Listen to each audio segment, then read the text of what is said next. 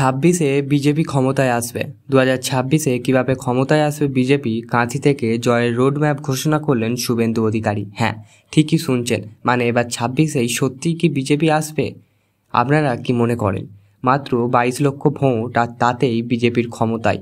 শুভেন্দুর এই অঙ্কে কি বদলে যাবে বাংলার রাজনীতি? এই প্রশ্নটা এখন বাংলার প্রতিটা রাজনৈতিক মহলে বেশ ঘুরছে জনপ্রিয়ভাবে। কাঁথি থেকে শুভেন্দু অধিকারী যে বক্তব্য রেখেছেন তা কি 2026-এ বিধানসভা আর ভোটের আসল ব্লুপ্রিন্ট? এবারেই কি তাহলে সত্যি সত্যি মিটিংয়ে ওদের রাজনৈতিক দল কি এটাই ঠিক করেছে? বাংলার রাজনীতিতে এখন সময়টা আগুনের মতন উত্তপ্ত। বিধানসভা ভোটের বাকি মাত্র 7 মাস, আর তার আগেই বিরোধী দলনেতা শুভেন্দু অধিকারী কাঁথি বিজয় সম্মেলনীতে জানালেন, আমাদের যদি 46% ভোট পায় তাহলে বিজেপি ক্ষমতায় আসবে। তার বক্তব্যে কেন্দ্র ছিল শুধু রাজনীতি নয়, ছিল হিসেব নিকেশ, সংগঠন আর ভোটের অঙ্ক। আমাদের সঙ্গে প্রায় 42 লক্ষ ভোটের ব্যবধান, এই ব্যবধান কাটাতে দরকার মাত্র 22 লক্ষ ভোট। এই লাইনটা শুধু সংখ্যা নয়, এটা একটা রাজনৈতিক চ্যালেঞ্জ, যেখানে শুভেন্দু বুঝিয়েছিলেন বিজেপি এখন আর কেবল বিরোধী নয়, বরং ক্ষমতার দ্বার প্রান্তে পৌঁছে যাওয়া এক সংগঠন।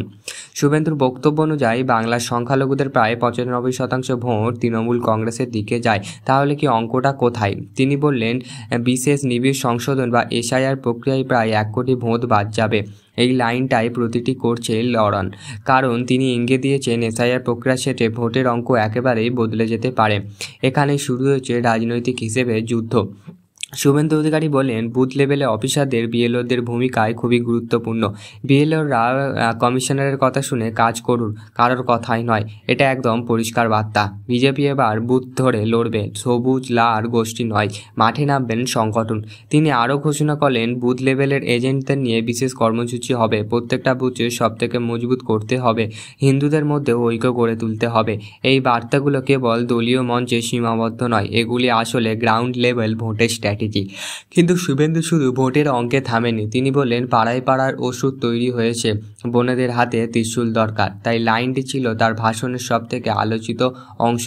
তিনি দাবি করছেন রাজ্যে মহিলারা নিরাপদ নয় এবং তৃণমূল সরকার কেবল ভোট ব্যাংক রাজনীতি করছে। এবং শুভেন্দু রাজনীতি নিয়ে সুরক্ষা, বামন তো সমীকরণে নারীদের নিরাপত্তাকে সামনে রেখে এক আবেগে সুড়সুড়ি দিয়েছেন। শুভেন্দু অধিকারী ইঙ্গিত দিয়েছিলেন, বিজেপি ক্ষমতায় এলে বাংলার কী কী সুবিধা দেওয়া হবে। তিনি বললেন, বিজেপি শাসিত রাজ্যে সরকারি বাসে মহিলারা বিনামূল্যে যাতায়াত করতেন, গ্যাসের দাম কমেছে, বাংলার সংকল্পপত্রে এই প্রতিশ্রুতি থাকবে।